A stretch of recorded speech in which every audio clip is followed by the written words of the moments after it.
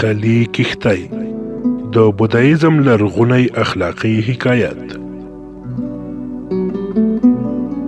راهب له خانقاه راووت، نیت یې وکړ چې چېرته لرې ګوښې تشی مراقبې ته کښېني.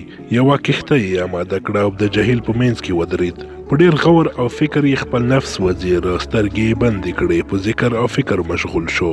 څو شېبې چوپه چوپیا خوره وه او راهب همداسې غلی ملی ناست و، خو ناڅاپه یې یو غږ واورېده چې د ده په خاموشۍ کې خلل واچوه. دا غږ د یوې بلې کښتۍ و چې بار بار د ده له کښتۍ سره لګېده.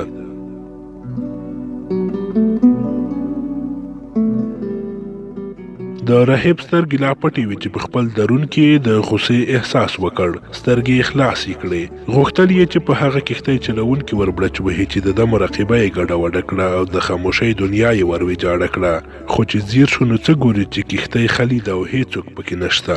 کښتۍ له لنګر راخلاصه شوې وه او د ساحل له غاړې د سیند منځ ته څپو راوستې وه.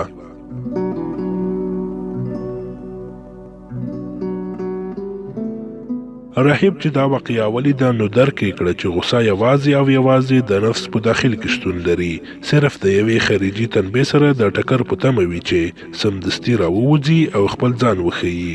راهب له دې شیبې ستر پند واخیست او که کله به یې هم د چا داسې خبره اورېده یا به یې ترې داسې عمل لیده چې د ده غوسه به یې راپاروله نو خاموش به شو او خپل نفس ته په پوره پام سره به یې ذکر او فکر پیل کړ او همدا شیبه به یې سترګو ته ودروله او ویل به یې چې دوهم کس یوازې یوه خالي کښتۍ ده او غوسه زما په خپل ذات کې ده.